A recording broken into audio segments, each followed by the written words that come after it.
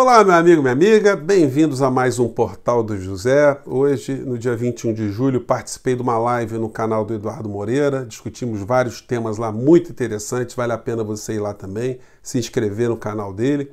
E hoje nós vamos tratar de um tema que é geopolítico, mas atinge Fundeb, atinge a educação no nosso país. E a gente vai mostrar como é que esses assuntos estão todos alinhavados. Quero agradecer a todos vocês que estão aqui, você que está chegando agora, se inscreva.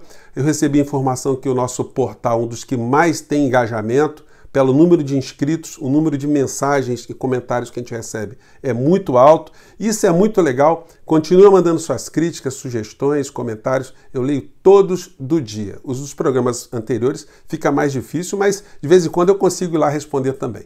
Então vamos embora, vamos tentar iluminar algumas questões aqui, porque esse é um tema que os meios de comunicação não abordam, né? Eleição nos Estados Unidos. O que isso poderá acarretar no Brasil? Se a gente for usar uma linguagem bem folclórica, uma imagem folclórica, a gente vai dizer o seguinte, que se o presidente brasileiro tem alguma influência nesse processo todo, é a influência de ter tido um dedo podre, porque onde ele encostou o dedo, onde ele abraçou, a pessoa caiu em desgraça. E o que está acontecendo a partir dos Estados Unidos para cá? Parece que a direita no mundo inteiro, principalmente desses lados de cá, tem sofrido um baque muito grande por conta da arrogância, por conta da visão de se retirar dinheiro do povo, a visão de se privilegiar sempre os interesses econômicos contra a saúde dos seus povos. Pois bem, isso foi uma grande armadilha que acabou tragando todos esses políticos de direita do mundo inteiro para ficarem agora numa condição de cheque político em relação aos seus povos. Vamos começar dos Estados Unidos até entender o que está acontecendo no Brasil e o quanto a gente precisa salvar o nosso país antes que os vigaristas consigam saquear o máximo que eles possam do nosso povo. Vamos começar nos Estados Unidos. Trump está tendo um revés muito grande na sua campanha, porque está tendo já uma debandada muito grande de senadores, deputados, governadores que perceberam os impactos negativos do comportamento negacionista de Trump, privilegiando sempre o capital, privilegiando sempre o dinheiro. Isso fez com que os eleitores estejam também saindo e os deputados e senadores, governadores, os que são candidatos à reeleição, eles estão preocupados com a sua eleição, cada um tentando arrecadar o máximo para as suas campanhas. Quando a gente vê esse livro aqui do Barack Obama, que eu já comentei com vocês, um livro que eu li em 2007, antes dele conseguir sair candidato à presidência norte-americana, que ele venceria e tomaria posse em 2009, o Obama tinha um interesse especial porque ele é professor de Direito Constitucional e ele avalia nesse livro aqui, A Audácia da Esperança, toda a história política norte-americana para ele poder explicar como é que ele virou político e como é que ele estava no Senado norte-americano. E ele mostra para a gente uma coisa muito pragmática. Nos Estados Unidos, se você arrecada dinheiro, você consegue projeção para ser político. Se você não arrecada, você não é um ninguém. O próprio eleitor americano, ele valoriza muito isso. O fato de você arrecadar muito dinheiro na sua campanha, isso é uma coisa positiva. Lá não tem justiça eleitoral. Então, quanto mais dinheiro, isso representa mais poder e aí as pessoas passam até a ter alguma simpatia. Isso explica por que uma pessoa tão desqualificada como Trump passou a ser uma pessoa com grande identificação em grandes setores da sociedade americana. As eleições lá, embora estejam muito desfavoráveis a Trump, a gente não pode dar isso como favas contadas porque é um país com um processo muito complicado. Se ele estrategicamente conseguir a vitória em alguns estados, isso faz com que, só para dar um exemplo, tanto faz ele ter 99% ou 100% dos votos no estado ou ter 51%, porque se ele tiver maioria mais um, ele consegue todos os convencionais, todos os parlamentares que vão votar no colégio eleitoral. É um troço meio complexo. Então ele é um enxadrista, mas ele já demitiu todo mundo da campanha dele e as pessoas que estão querendo reeleição estão querendo distância de Trump. É muito provável que ele perca essas eleições. O que isso vai acarretar para o Brasil? Um isolamento do nosso presidente negacionista, o homem que levanta a taça cloroquina para o seu povo incauto, o povo que fica se contaminando e morrendo num país com mais de 80 mil vítimas do genocida. O presidente brasileiro ele só é preservado porque ele está ajudando no plano econômico que o Brasil seja assaltado. E aí a gente parte para as outras questões. Então, Trump lá, o negacionista, está tendo uma grande perda da sua capacidade de se reeleger. Isso vai influenciar outras partes que já estão influenciadas. Porque os governantes de direita na América Latina estão todos descendo a ladeira também.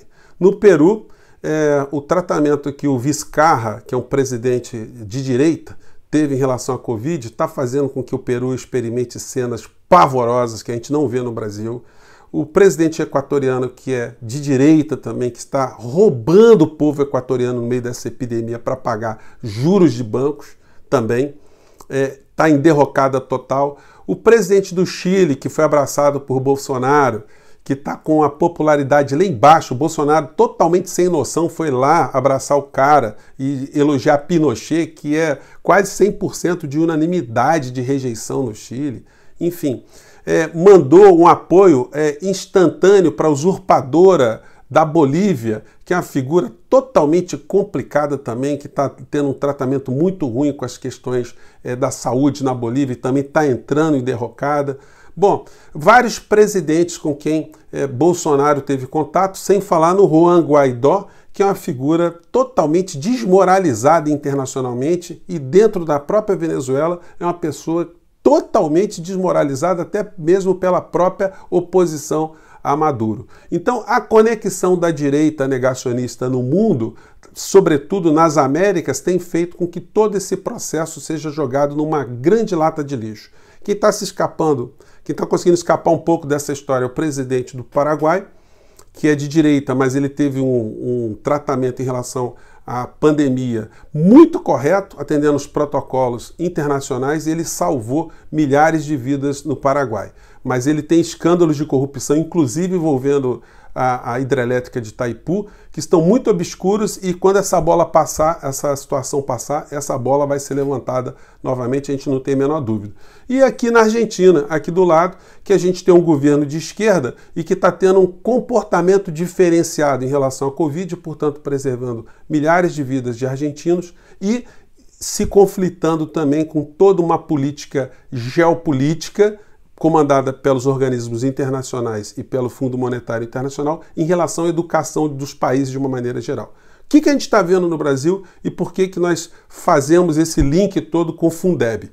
Porque a agenda do FMI, ela preconiza que seja extraído o máximo de dinheiro dos orçamentos públicos para jogar para a área fiscal, a área financeira. Isso nos indica que todas as áreas sociais de saúde, educação, saneamento básico, enfim, tudo isso é subtraído desses povos. Esses povos são mantidos propositadamente na ignorância, no analfabetismo, sem o direito de ter uma reflexão, sem ter direito a meios de comunicação independente, meios de comunicações independentes, né? Então, quanto mais o povo ficar no atraso e mais vítima dos anestésicos espirituais, porque tem igrejas de espertalhões que são montadas para justamente capitanear essa indignação, essa perda de esperança, esse sofrimento desse povo, então nós temos toda essa situação como pano de fundo. E no Brasil, como é tratada a educação? Bom, desde quando Temer assumiu a presidência da República, o orçamento na área de educação tem caído, ano a ano.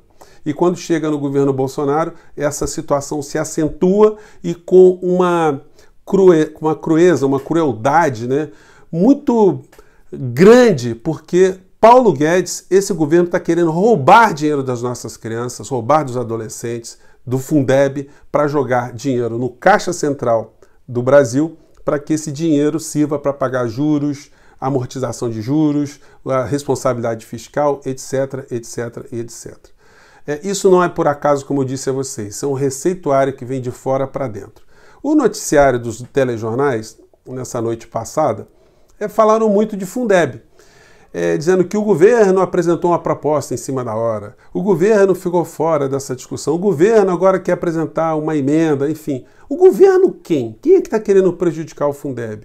É o ministro da Educação? Não, porque esse é uma mosca morta que entrou e já está com Covid, já está isolado lá também, não está apitando nada. A única coisa que ele falou de importante nessa história foi uma cretinice de dizer que Paulo Guedes é um cara que está muito preocupado com a educação. Quando ele está tirando dinheiro da educação, né? É um negócio impressionante. O ministro da Educação diz que o Brasil precisa de melhores investimentos, de mais investimentos. Guedes tira dinheiro e ele elogia Paulo Guedes, né?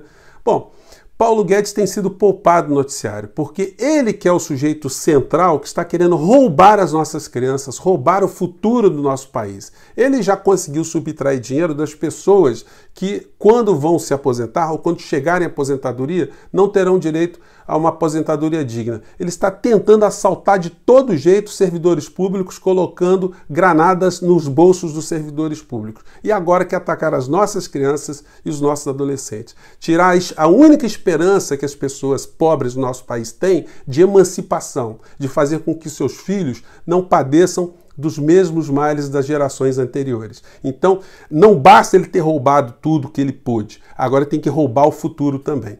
E o mais triste é que a gente vê nas redes bolsonaristas, os youtubers bolsonaristas, eles sendo desmascarados agora, né?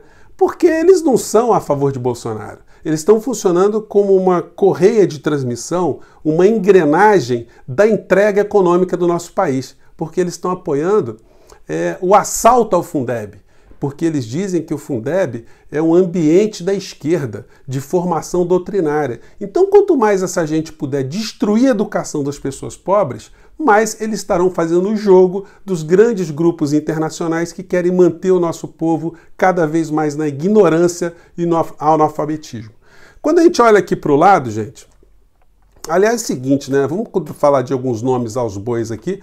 Guedes não teve coragem de ir lá no plenário da Câmara, não teve a condição de se colocar com a sua própria cara nessa calhordice. Então ele mandou o general, o Bucha, o boi de piranha, para ir na frente para defender a subtração de dinheiro da área da educação, portanto, roubar o futuro do povo brasileiro.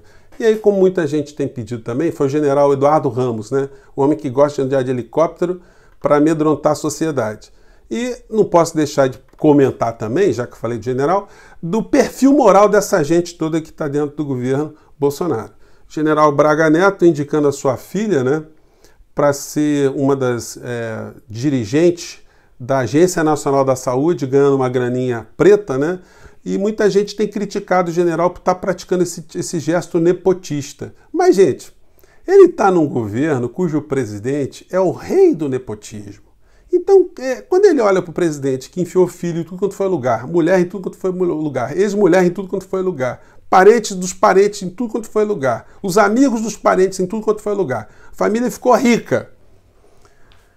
Os meios de comunicação vão ter que dar conta disso aqui, ó, do talento imobiliário da família Bolsonaro, né? Por enquanto eles estão guardando isso como uma ferramenta de chantagem para manter o presidente lá cada vez mais refém de todo tipo de assalto que está acontecendo no Brasil. Mas isso, no momento oportuno, podem escrever. Esse troço vai começar também a brotar.